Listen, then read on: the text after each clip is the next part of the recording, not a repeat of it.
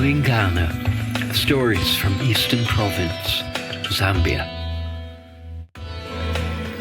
Episode 7. May you live in interesting times. This is your captain speaking. You are advised to keep your seatbelts fastened at all times as we are expecting severe mental and emotional turbulence. The cabin crew cannot help you. We've all got our own problems, so just deal with it. Thank you, and enjoy your flight. Cabin crew seats for takeoff. Let's go.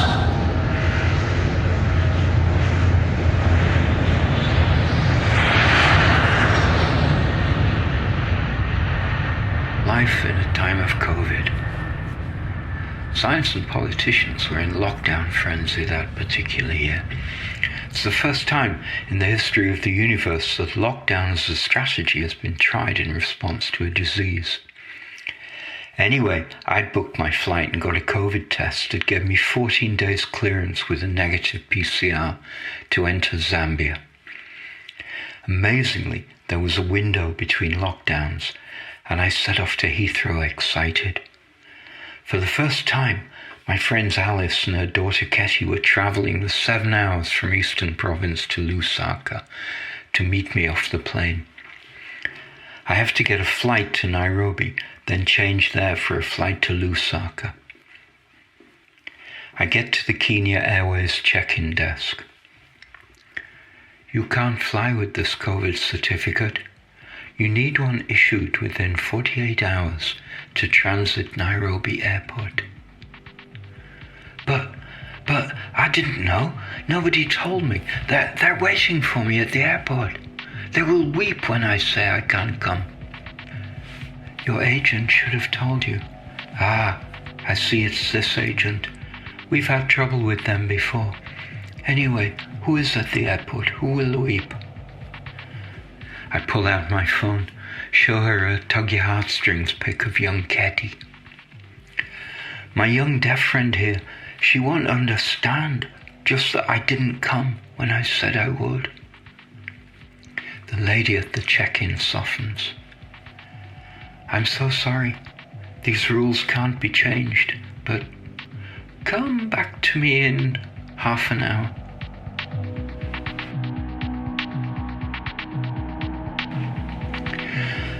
I pace the airport, so sad, not for me, but for letting Ketty down. I don't know why she says to return. I know she cannot change the airport conditions of 48-hour COVID clearance. And no way I can get another PCR test now. I return after half an hour. Check your email, she says. I check. She's booked me onto Ethiopian Airways a couple of hours later. They don't have any transit restrictions at Addis Ababa, where I have to change to another plane. The flight change is funded by Kenya Airways. She tells me, you should have been told of the change of conditions. I'm almost speechless. Thank you so much. I'm smiling and she catches the smile. She knows she's done something special for me. All those others she turned away that day, and I was the one who got lucky. Anyway, we get to Addis. The flight from Addis to Lusaka goes via Harare in Zimbabwe. I'd been so keen to get that PCR test, I'd got it over a week before the flight. Then they delayed the flight a few days. So by the time I finally get to Lusaka, the certificate is just a few hours outside the 14 days, expired. But it's all so new to the people trying to vet the arriving passengers. I pretend I haven't seen the lady checking the certificates. They send me back, so I wave it at her while she's dealing with someone else. It pays off. She waves me through with the briefest glance at my certificate. I'm in. And the hugs and laughter with Alice and Ketty would most certainly have warmed the heart of that kind Kenyan Airways lady.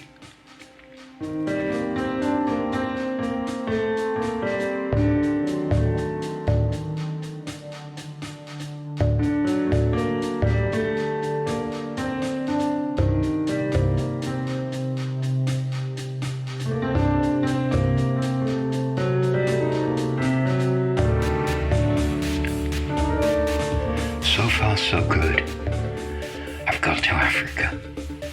Now the fun begins. I hear that in some places people go crazy from lockdowns, but here in Zambia, we carry on life as normal. Before I came, I'd done a lot of research into what different people were saying about the COVID virus. Even I heard of some treatment strategies which showed a lot of promise. I did my degree in microbiology, so I have a good knowledge base. And I know many people were dying from the virus. I am neither a COVID denier nor an anti-vaxxer. Those derogatory terms that were applied to anyone disputing the narrative, in a way alarmingly reminiscent of Orwell's novel 1984. What I found deeply disturbing was that eminent epidemiologists, virologists, cardiologists were having their material taken down from YouTube and all the mainstream social media platforms for disputing the narrative about such matters as the value of hyperbaric oxygen treatment, and especially using experimental vaccines on a global scale. Many argued that no speculation on the danger of the virus could justify such abuse of the Geneva Convention. For sure, the only winners from the whole episode were the pharmaceutical companies, and my, did they win big time. Meanwhile, in rural Zambia, they try to give us the narrative, but out here in the sticks, nobody cares. Face masks are mandatory in public places and are worn by officials drop down around the chin so as not to restrict the breathing in the hot climate. Most people on the streets are wearing their face masks in their pockets. In the bush, nobody knows what is a face mask. Nobody gets COVID. People continue to die of the usual stuff, TB, malaria, stuff like that. Someone has heard about someone who had a friend who maybe got COVID in a town in the next province, but it's only a rumor. Usually I get to be in Zambia for 3 months. That's the limit on a tourist visa. Various people have looked at getting me residency, but the sanest approach came from my friend Christine, the once upon a time local chief immigration officer. She wasn't always a friend. When I first went to renew my monthly visa at her office, there was the usual sparring with Zambian inauthority. But me, I, like most people, try to get on with everyone except if they have a problem with me. So Christine and I soon moved into friendly banter. Then one time I went, she was having problems with percentage maths. She asked me if I could help, and I worked them out for her. Et voilà, friends for life. Which tragically was cut short. She was promoted and moved to Lusaka. Then I learned that she died, and I was so saddened by that news. Anyway, Christine's answer to the residency problem was, "Tony, just marry a Zambian woman. They're out there waiting for you." Then automatic residency. But I've been married twice, and both times it ended up not good. Never again. I know it can be a beautiful thing, but I was designed to have affairs until I became older, and that most fulfilling phase of life naturally ended. So even an arranged marriage, no thanks.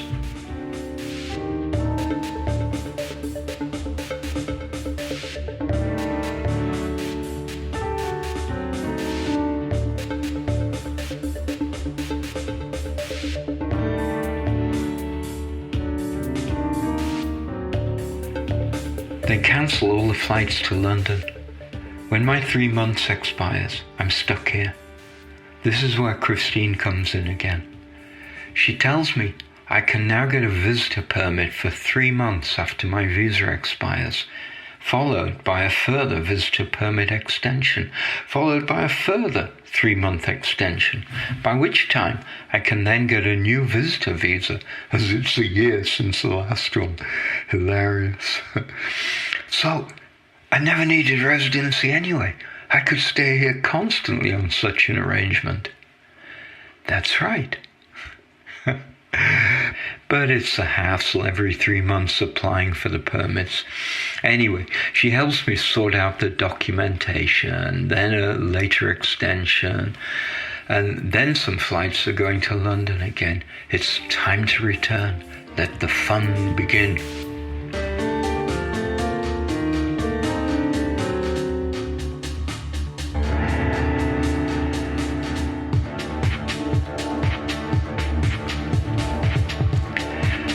I've cancelled my Kenya Airways return flight. There's no prospect of them flying to the UK in the foreseeable future. I spend a lot of time on the internet when the shaky network allows it. I get a combined flight, Ethiopian Airlines to Addis, then Qatar Airways to Doha, and then London. The UK keeps changing the rules. Flights get cancelled. I spent hours on the phone to Doha, changing flights. Then the whole lot gets cancelled due to lack of passengers, because the UK has decided not to let anyone in except the reprobate Brits who had the audacity to escape their lockdowns. So I start all over again. Thank heavens the kind mobile companies don't bleed you dry with roaming charges.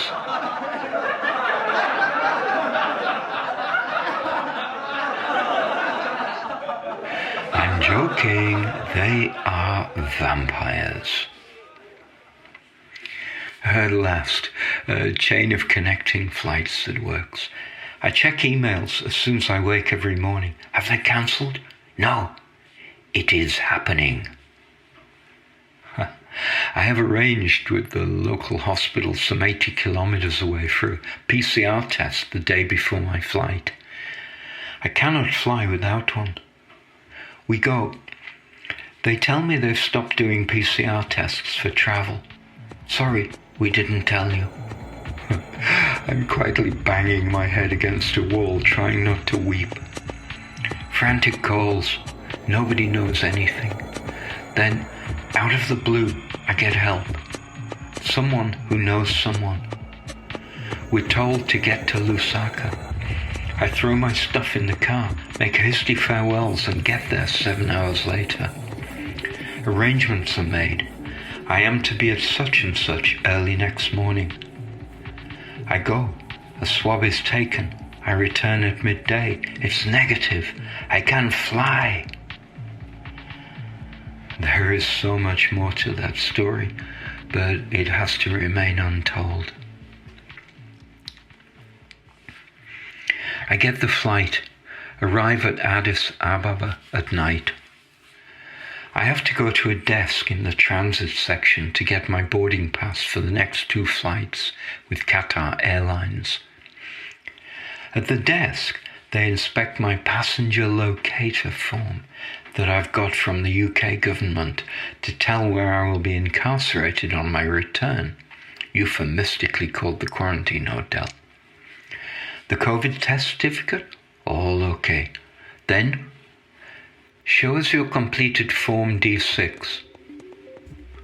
I don't know what that is. Never heard of it. Your government requires it. You are not up to date with the requirements. You can't travel without it.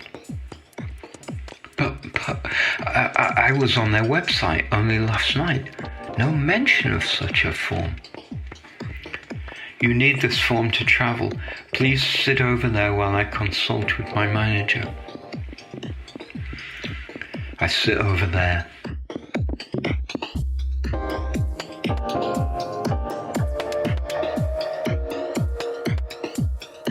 For an hour. Smoke is coming out of my ears from my overheating brain. Thinking. What do I do? Can't return to Lusaka, can't go to UK, I have no visa to enter Ethiopia. I will become one of those stateless people living in the airport for years. I start looking around for cardboard to build myself a shelter which will become my home for the foreseeable future. My bags are somewhere in the belly of the airport. I will start to smell after a few days here. This is not good.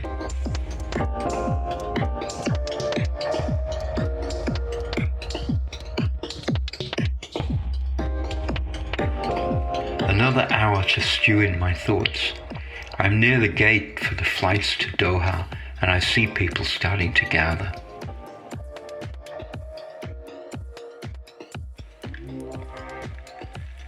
I return to the transit desk. Please, am I going to be able to fly? What is happening? Please just go and sit down. Someone official passes by. Hello, can you help me? Oh, you need to just sit there.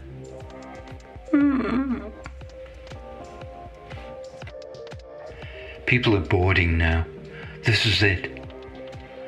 Suddenly, a lady appears, hands me boarding passes for the next 2 flights. No explanation, but I don't care. Now, the flight to Doha is interesting because the plane is full. We occupy all the seats. Whereas the flight to Addis was restricted to an empty seat between passengers. I suddenly realized the difference is that we are now north of the equator. Logic tells me that in the southern hemisphere, the COVID virus can jump much further, hence the spacing for the passengers. Here in the northern hemisphere, the virus loses its ability to jump so far. I did my degree in microbiology, but they never taught us that. Science has really come on since then. We arrive in Doha. I get to the gate for the London flight. They stop me, ask me to sit outside the gate lounge. Nothing serious, sir, just a check. I'm beyond caring anymore.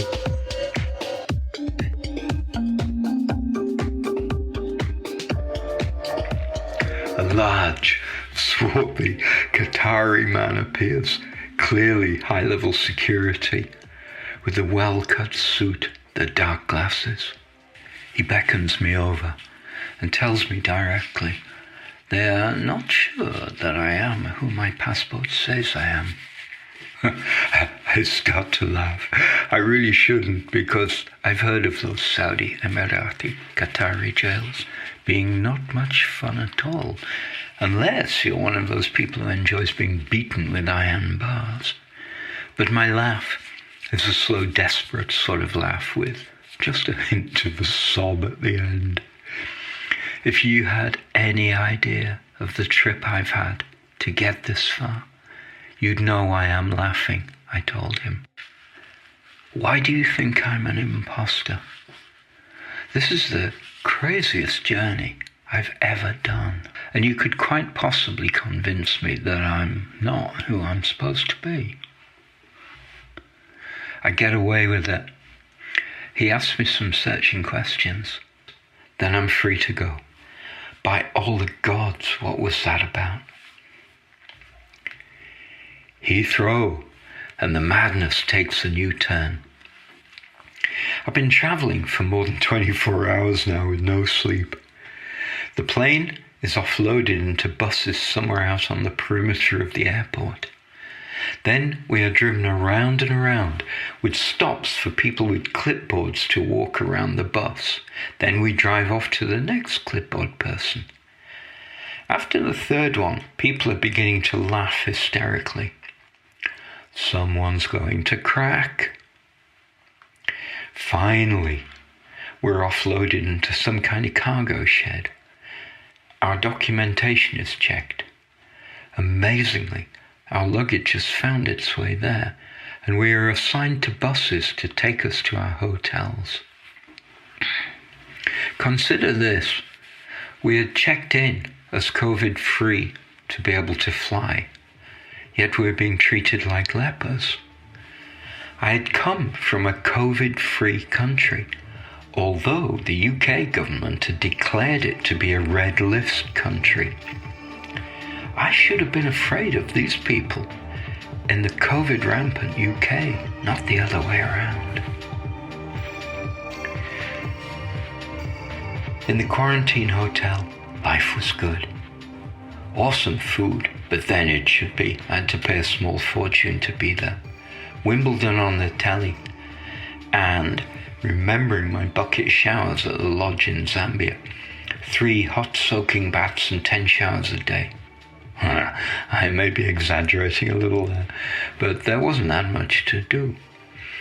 And COVID tests.